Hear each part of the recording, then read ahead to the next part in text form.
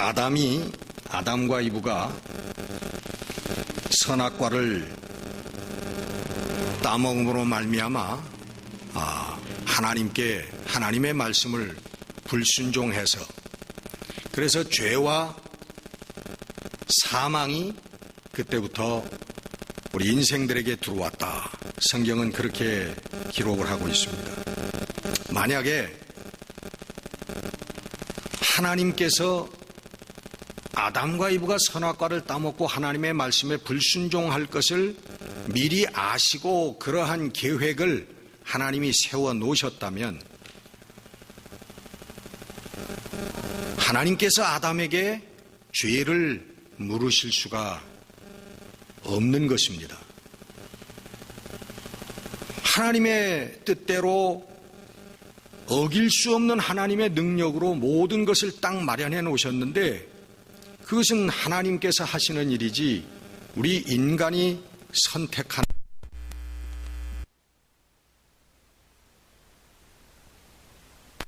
우리 인간에게 아무런 죄나 상급이 있을 수가 없다는 것이에요.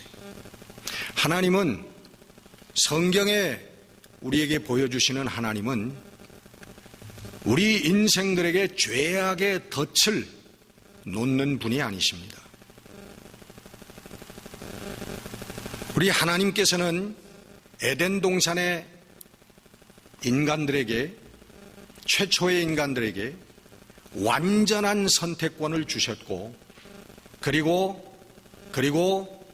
선악과 나무를 따먹으면 어떻게 된다고 하는 결과에 대해서 확실하게 충분하게 말씀을 해 주셨습니다. 미리 경고해 주셨습니다. 그럼에도 불구하고 아담과 이브는 하나님의 경고를 무시하고 하나님의 말씀을 무시하고 오히려 뱀의 목소리에 순종했던 것입니다. 뱀의 목소리를 따라갔던 거예요. 오늘 본문은 성도의 수고에 대해서 말씀하고 있습니다. 사도 바울이 내가 수고한다 하고 얘기하고 있습니다. 인간이 범죄를 저지르든 선한 일을 하든 그것이 내가 하는 것이 아니라 하나님께서 계획하심 가운데 하나님께서 하시는 일이라면 우리 인간은 심판도 상급도 있을 수가 없습니다. 우리 인간은 그냥 하나님께서 만들어 놓으신 로봇이에요. 로봇. 요즘에 여러분 AI가 많이 발달을 해가지고 지금 일부에서는 살인 로봇을 경계하고 있습니다. 로봇을 만들어가지고 거기에다가 누구를 죽이라고 하는 명령을 입력해 놓으면 그것은 아무런 감정도 없이 가서 그 사람을 죽일 수 있다는 거예요. 근데 여러분 그런 로봇이 살인을 했다고 해서 그 로봇에게 죄를 물을 수가 있냐 이 말이에요. 그 로봇 자체는 아무것도 아닌 것입니다. 감정도 없는 것이고 그리고 자기의 실행 의지도 없는 것이고 그냥 자기에게 입력된 대로 행한 것뿐이에요. 만약 우리 인간들도 우리 선과 악의 모든 문제가 하나님께서 미리 계획하시고 하나님께서 입력하신 대로 하는 거라면 우리에게는 심판도 죄도 상급도 아무것도 있을 수가 없다는 거죠. 그냥 로봇이라는 거죠. 인격체가 아니라는 말이에요. 우리 딸아이가 아마 대여섯 살 아마 초등학교 이제 들어갔을 때인가 그때 저녁에 갑자기 얘가 집에 들어와야 될 텐데 앞마당에서 놀다가 그 동네 앞에서 놀다가 사라져버린 거예요. 그래서 우리 집사람하고 저하고 그냥 여기저기 또 전화도 하고 찾아 헤맸는데 못 찾았어요. 조금 있다 보니까 내가 그냥 흙투성이가 돼가지고 들어온 거예요. 어디 갔다 왔냐 그랬더니 공원에 갔다 왔대. 너 왜 얘기하지 않고 갔냐? 친구들하고 그냥 정신없이 어울려서 간 거죠. 너 간다면 간다고 얘기를 하고 가야 될 거 아니냐 그랬더니 얘가 뭐라고 하냐면은 그건 내가 간 것이 아니라 내 속에 있는 사탄이 나를 가게 했다 그러더라고. 초등학교 한 1학년 정도밖에 안 된 애가 깜짝 놀랄 대답을 하는 거예요. 근데 그게 우리 크리스찬 그 학교를 다녔기 때문에 그 학교에서 그런 그 성경 교육을 많이 잘 시키는 것 같더라고요. 여러분, 수고라고 사도 바울이 수고라고 내가 수고한다 그렇게 말씀을 하셨는데 이 수고라고 하는 것은 내 힘과 노력을 내 의지로 쏟아붓는 것을 얘기하는 것입니다. 여러분, 힘들지 않고 내 힘이 들어가지 않고 내 노력이 들어가지 않는 것, 그런 것을 보고 수고라고 하지 않습니다. 내가 좋아하는 놀이를 하면서 저기 라스베가스에 가서 갬블을 하면서 내가 수고한다고, 그 사람이 수고했다고 그렇게 얘기하지는 않지 않습니까? 우리가 인격적인 하나님을 만난다 얘기를 해요. 하나님은 인격적인 분이시고 나는 인격적인 하나님을 만난다 그렇게 얘기를 하는데 그 의미가 뭡니까? 인격적으로 하나님을 만나고 하나님이 인격적인 분이라고 하는 그 의미가 뭐예요? 예? 간단한 거죠. 하나님은 우리들에게 강제성을 띠지 않는다는 거예요. 우리의 의지와 우리의 감정을 꺾고 하나님 마음대로 하나님 원하시는 대로 우리를 이끌고 가시는 분이 아니시라는 거예요. 우리의 생각을 존중하시고 우리의 결정과 우리의 감정을 존중해서 하나님께서 충분히 우리에게 말씀을 통해서 설득하고 우리에게 올바른 길을 우리에게 제시해 주시지만 그러나 강제하시지는 않는다는 거예요. 우리가 믿음을 들었을 때 믿음의 길을 가다 나는 생각하고 생각했더니 나는 절대로 믿음의 길이 싫어. 나는 예수의 길이 싫어. 나는 하나님이 싫어. 여러분, 이런 사람들에게는 하나님께서 강제적으로 당신을 섬기도록 그렇게 강제하시지는 않아요. 포스하시지 않는다는 얘기예요. 그래서 하나님을 인격적인 하나님이라고 얘기하는 거예요. 우리의 생각을 존중하시고 우리의 감정을 존중하시고 우리의 삶을 존중하시는, 우리의 선택을 존중하시는 그런 하나님. 하나님 어디까지 존중하시냐 하면은 하나님을 우리가 거부하는 것까지 하나님 존중하신다.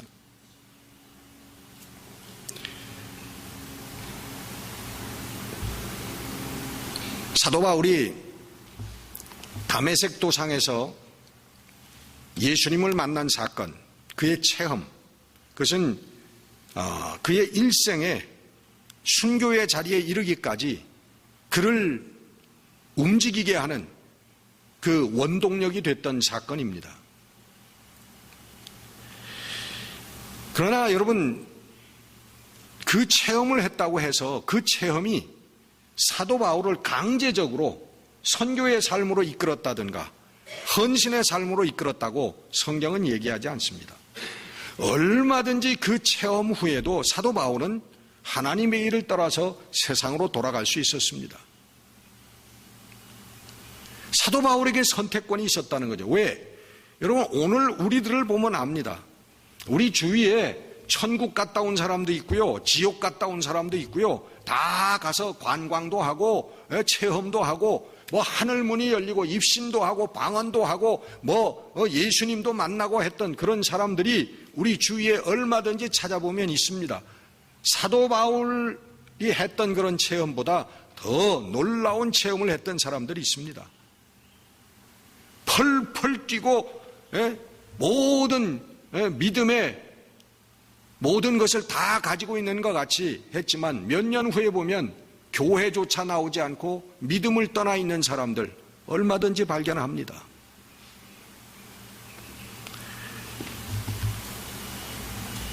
우리의 선택에 달려있는 거란, 하나님께서는 우리의 선택을 중요시한다는 거예요. 우리 성경은 구원의 은혜를 받은 성도들에게 주의 일을 명령하고 있습니다. 말씀드렸지만 우리 구원의 은혜는 우리가 하나님을 돕거나 보탤 수 있는 부분이 전혀 없는 것입니다. 그건 하나님의 알 수 없는 하나님의 주권으로 우리를 선택하시고 우리를 구원하셨습니다. 그래서 그것을 은혜라고 합니다. 대가 없이 우리가 받았다고 해서 은혜라고 하는 거예요. 그런데 성도가 거듭난 성도가 된 다음에 하나님의 생명을 받은 다음부터는 그 다음에는 우리가 해야 될 일이 있다는 것입니다. 성경은 그것을 얘기하고 있습니다. 로마서에서부터 요한계시록에까지 쭉 성경은 말씀하고 있습니다. 근데 하나님의 생명을 얻지 못한 사람들에게는 이 성경의 말씀들이 무의미한 거예요. 아무런 의미를 지니지 못합니다. 명령이 되지 못합니다. 골로새서 3장 1절 보면 예수 그리스도와 함께 살리심을 받았으면 위의 것을 찾으라 말씀합니다. 땅의 것을 생각하지 말아라. 에베소 4장 3절에 보면 성령이 하나 되게 하신 것을 힘써 지키라. 로마서 12장 1절 너희 몸을 거룩한 산제사로 하나님께 바쳐라. 에베소 4장 15절 사랑 안에서 참된 것을 하여 범사에 그에게까지 자랄지니라. 성장하라고 말씀하고 있는 거예요. 에베소 5장 8절 빛의 자녀들처럼 행하라. 어둠의 자녀들이 아니라 이제는 빛의 자녀들처럼 행하라. 하나님의 자녀들처럼 행하라는 것, 살라는 것입니다. 에베소 6장 10절 하나님의 전신 갑주를 입어라. 빌립보서 2장 5절 너희 안에 이 마음을 품어라. 무슨 마음이에요? 이 마음은 곧 그리스도 예수의 마음이니 예수 그리스도의 마음을 품고 살아라. 빌립보서 4장 4절에서 6절 말씀 종합적으로 얘기를 합니다. 주 안에서 항상 기뻐하라. 내가 다시 말하노니 기뻐하라. 너희 관용을 모든 사람에게 알게 하라. 주께서 가까우시니라. 아무것도 염려하지 말고 다만 모든 일에 기도와 간구로 너희 구할 것을 감사함으로 하나님께 아뢰라. 로마서 12장은 제가 몇 번 말씀을 드렸습니다마는 그러므로 라고 하는 단어로부터 시작합니다. 11장, 로마서 1장에서 11장까지는 하나님께서 우리를 구원하여 주신 구원의 은혜에 대해서 쫙 설명을 합니다. 여러 가지 측면에서 설명을 하고 우리가 하나님의 놀라운 생명을 값없이 받았다. 이제는 우리가 하나님의 자녀들이 되었다라고 말씀하고 있는 게 11장까지의 내용이에요. 그 12장 딱 들어가면 그러므로 에베소서 말씀하시는 것처럼 너희가 이제는 예수 그리스도와 함께 살리심을 받았으면 하는 말씀. 그러면서 12장 전체를 로마서 12장 전체를 보면 우리가 구원받은 하나님의 자녀들이 어떤 마음을 가지고 어떤 삶을 살아야 할 것인가를 12장 전체에서 말씀하고 있는 것입니다. 형제를 사랑하여 서로 우애하고 존경하기를 서로 먼저 하며 부지런하여 게으르지 말고 열심을 품고 주를 섬기라. 소망 중에 즐거워하며 환난 중에 참으며 기도에 항상 힘쓰며 성도들의 쓸 것을 공급하며 손대접하기를 힘쓰라. 너희를 핍박하는 자를 축복하라. 모든 사람과 선한 일을 도모하라. 모든 사람과 평화하라. 12장의 내용이 이런 내용이에요.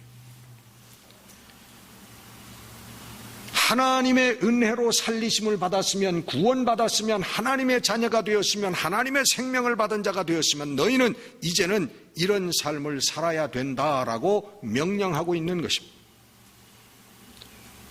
여러분, 왜 이렇게 구체적으로 왜 이 성경에 쓰여 있고 명령하고 있는 것일까요?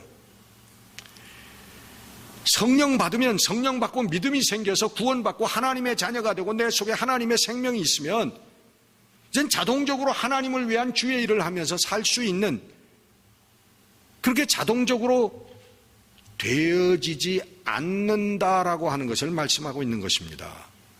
여러분, 그게 자동적으로 된다면 뭐하러 이렇게 구체적으로 온 로마서부터 요한계시록에까지 여러분 왜 이런 말씀들을 써놓겠습니까? 자동적으로 되지 않아요. 성령의 불 받았다고 해서 자동적으로 되어지는 거 아닙니다. 한순간 내 모든 것을 하나님께 헌신하고 싶은 뜨거운 마음들이 일어나죠. 성령의 불 받으면, 성령이 오시면. 그러나 여러분, 잠깐입니다. 우리 앞에 그대로 세상이 있고 그대로 우리 앞에 삶의 문제들이 그대로 있는 거예요.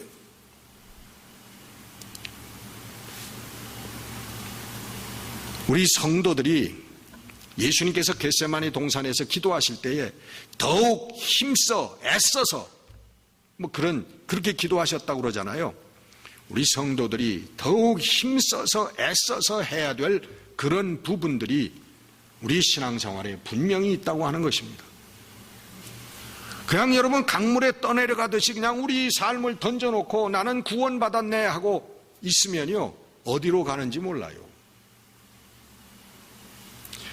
여러분, 교회에 나오는 것도, 여러분 교회 오늘 내가 피곤하니까 어디 몸이 좀 하니까 아이고 내일 일도 가야 될 테고 오늘은 좀 쉬자.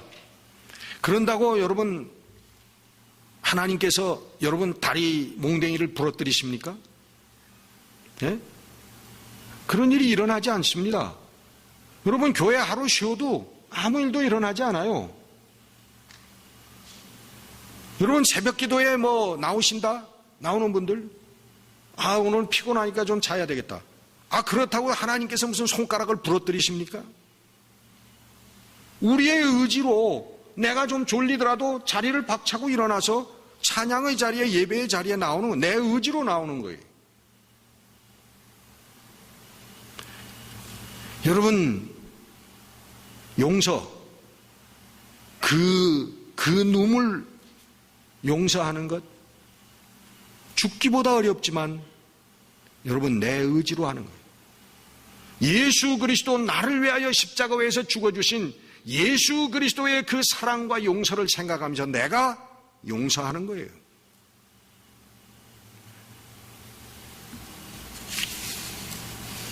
오늘 본문은 그리스도의 남은 고난을 내 몸에 채우노라 말씀하고 있습니다. 여러분, 그리스도께서 고난을 받으셨는데 고난을 덜 받으셨다는 얘기가 아니잖아요. 예수 그리스도의 고난이 남아있다. 이 말씀은 오늘 본문 말씀을 우리가 24절부터 쭉 보면은 무슨 말씀인지 분명한 그 대의가 떠오릅니다. 25절에 보면 내 몸에 그리스도의 남을 고난을 내 육체에 채우노라 하시는 그런 말씀의 뜻은 하나님의 말씀을 이루려고 한다라고 말씀하고 있습니다. 25절. 그 다음에 26절에는 이 하나님의 말씀을 이루고자 하는 이것은 비밀이었다는 거예요. 만세와 만대 전부터의 비밀이었다. 근데 이제 성도들에게 나타났다, 그것이. 그건 뭐냐? 27절에 그것은 우리 안에 계신 예수 그리스도와 십자가 거룩한 대속의 신앙을 통하여, 믿음을 통하여 우리에게 죄사함을 주시고 이제는 우리와 함께 오셔서 내 속에 거하시는 예수 그리스도, 이것이 바로 만세전부터 감추어졌던 하나님의 비밀이었다는 거예요. 그리고는 29절에 이 사실을 전파하기 위해서 내가 성령을 따라서 힘을 다하여 내가 수고한다. 이게 오늘 본문 말씀의 내용입니다, 여러분. 내가 수고하는 이유는 여러분 내가 수고하는 거예요. 그건 뭐냐 하면 우리 말씀에 사랑의 수고라고 하는 얘기가 나옵니다. 사랑의 수고. 데살로니가전서 1장 3절에 나오는 말씀인데 너희의 믿음의 역사와 사랑의 수고와 우리 주 예수 그리스도에 대한 소망의 인내. 여기 사랑의 수고라고 하는 얘기가 나오는데 무슨 사랑의 수고입니까? 하나님께 받은 사랑을 다시 증거하는, 돌려주는 것이 사랑의 수고라는 거예요. 여러분, 우리들에게 사랑이 있습니까? 여러분, 우리 인생 가운데 사랑이 있다고 생각하는 사람은 착각하고 사는 사람입니다. 우리에게는 사랑이 없습니다. 우리는 잠깐 감정적인 어떤 그런 움직임이 있을 뿐이지 우리에게 참 사랑이 없어요. 예수 그리스도가 오셔야만 우리들의 삶에 참 사랑이라고 하는 것이 생겨나기 시작하고 알게 되는 거예요. 그래서 우리가 받은 그 사랑을 우리에게 우리가 증거하는 것이고 나눠주고 전파하는 것이지 우리 속에 만들어진 사랑을 내가 보여주고 전파하는 게 아니라는 것입니다. 여러분, 최고의 사랑은 무엇입니까? 영혼 구원입니다. 한 사람의 한 영혼을 구원한다고 하는 것이 최고의 사랑이에요. 그리고 오늘 현재적으로 우리 예수 그리스도의 이름으로 귀신을 쫓아내고 하나님의 나라를 확장하고 하나님 나라가 임하게 하고 하나님 나라 속에서 살게 만드는 것이 여러분 최고의 사랑인 거예요. 돈을 주는 것이 최고의 사랑이 아니고 쾌락을 주는 것이 최고의 사랑이 아니라 하나님의 이 생명을 주고 하나님의 생명의 나라에 살게 하는 것이 최고의 사랑이라는 것이죠. 그래서 우리 29절 결론적인 사도 바울이 뭐라고 합니까? 내 속에서 능력으로, 내 속에서 무엇으로? 능력으로 역사하시는 그 이의 역사를 따라서 내가 힘을 다하여 수고하노라. 여러분, 명심하여야 됩니다. 사도 바울은 다른 곳에서 고린도전서 9장 26절에 향방 없는 수고를 말하고 있습니다. 향방 없는 다름질. 여러분, 다름질이라고 하는 게 물론 그 면류관을 향하여 뛰어가는 그 뜀박질 시합을 하는 것을 의미합니다. 향방 없는 다름질. 여러분, 골 라인으로 우리가 들어가야, 예? 그게 우승이지. 아무리 빨리 뛰었다고 해도 다른 데로 가면은 그 사람은 우승자가 될 수 없는 거예요. 상을 받을 수 있는 사람이 될 수가 없는 겁니다.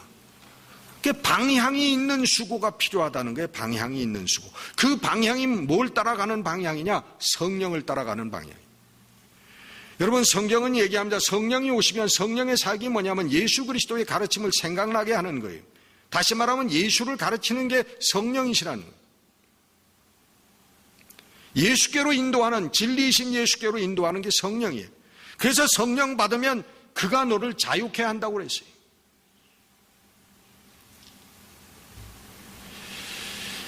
서울을 가야 되는데 여러분, 아무리 빨리 부산을 향해서 간다고 서울에 가지는 게 아니잖아요. 열심히 믿는다고 하는데 신천지 같은 데 가서 열심히 믿으면 아무리 열심을 하면 할수록 더 하나님의 진리에서 멀어지는 것뿐이죠. 여러분, 교회에서도 성령을 따라 일을 해야 되는데 교회에서도 내 생각을 따라 일하는 사람들이 많아요. 아무리 열심히, 사람들 눈에는 저 사람 참 열심히 일한다, 교회를 위해서 뭐 참 헌신한다 하지만 하나님 보시기에는 아닌 사람이 있습니다. 방향이 달라. 하나님이 원하시는 방향이 아니라는 거예요. 성령을 따르는 수고. 그래서 여러분, 수고예요. 내 마음대로 내 좋은 대로 가는데 무슨 수고예요? 성령, 내 뜻과 거스리는, 내 뜻과 다른 성령의 뜻을 따라가는, 그러니까 사도 바울이 수고라고 얘기하는 거예요. 오늘 본문의 말씀은 이 수고라고 하는 것은 상급에 대한 얘기입니다.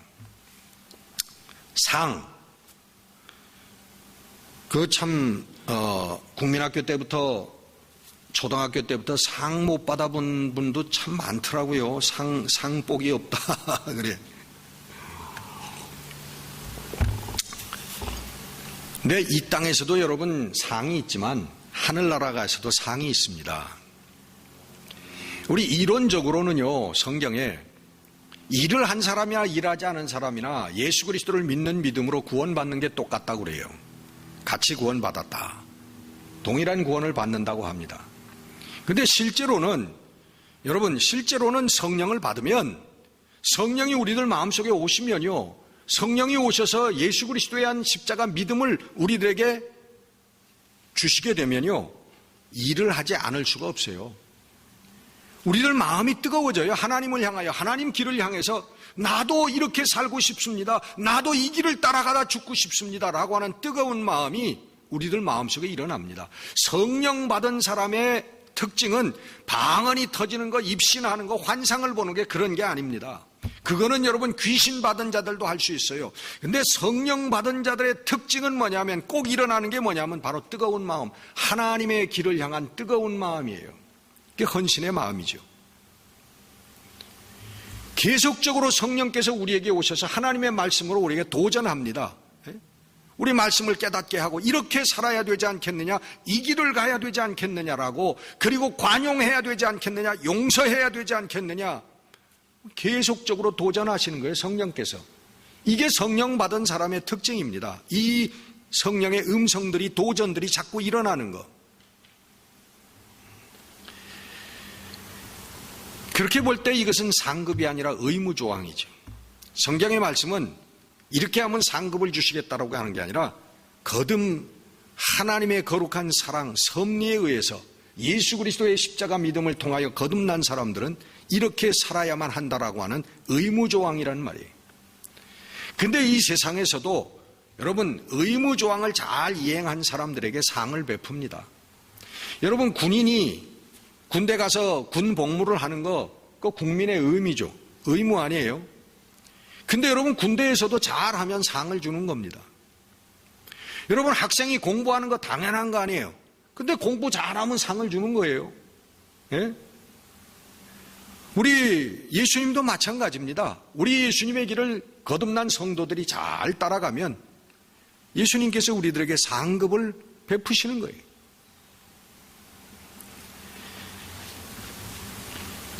고린도전서 4장 8절에 보면 사도 바울은 각자의 상을 얘기합니다. 각각 자기의 일하는 대로 상을 받으리라. 여러분 성경을 가만히 보면요, 이 땅에만 상이 있는 게 아니라 하늘나라에도 상이 있어요. 구원받는 것뿐만 아니라 구원 위에 하나님이 상을 더하셔요.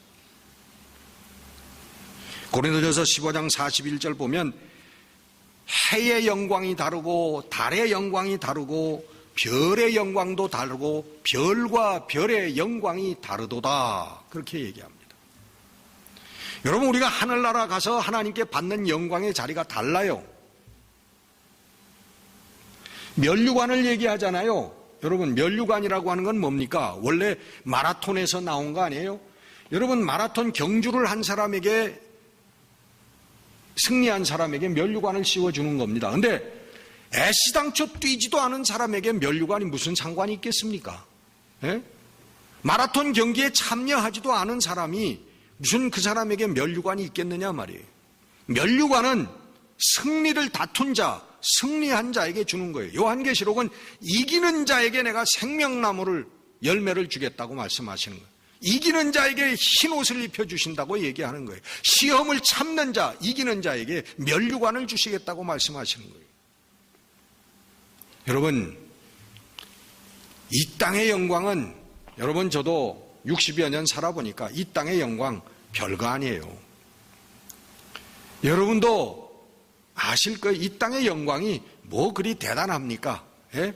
돈 좀 많아가지고 편리하게 사는 거, 예? 뭐 좀 어떻게 이름이 나가지고 사람들에게 박수 받는 거, 그거 다 별거 아니에요. 뭐 지식이 좀 많아가지고선, 예? 사람들에게 뭐 존경받는 거, 아무것도 아닙니다. 여러분 하늘의 영광은 그와 같지 않아요. 여러분 우주 만물을 창조하신 하나님께서 우리에게 주시는 하나님의 기업의 영광, 그것은 말과 글로 형용할 수 없는 영광입니다. 이 땅에서 상상할 수 없는 영광이에요. 우리 성도들은 그 영광을 바라보면서 그 영광을 가슴에 품고 사는 사람, 이게 하늘의 상급을 바라보면서 오늘 수고하는 성도들이라는 거예요. 여러분 세상에 잠시 안락과 쾌락에 빠져서 이 하나님의 정말 상상을 초월하는 영광의 그 면류관을, 상급을 잃어버리는 여러분이 아니 되시기를 바랍니다. 오늘 여러분 우리가 잠자리를 박차고 일어나기 힘들고 예배의 자리에 나오기 힘들고 기도하는 자리에 나오기 힘들지만 그럼에도 불구하고 나의 결단으로, 나의 의지로 우리 하나님 봉사하는 자리, 사랑하는 자리, 예배하는 자리에 여러분 나오기를 힘쓸 때에 하나님께서 그것을 의무이지만은 그것을 상급으로 여겨주신다는 거예요. 우리의 수고로 여겨주시고 그 위에 상급을 더해 주신다고 하는 것입니다.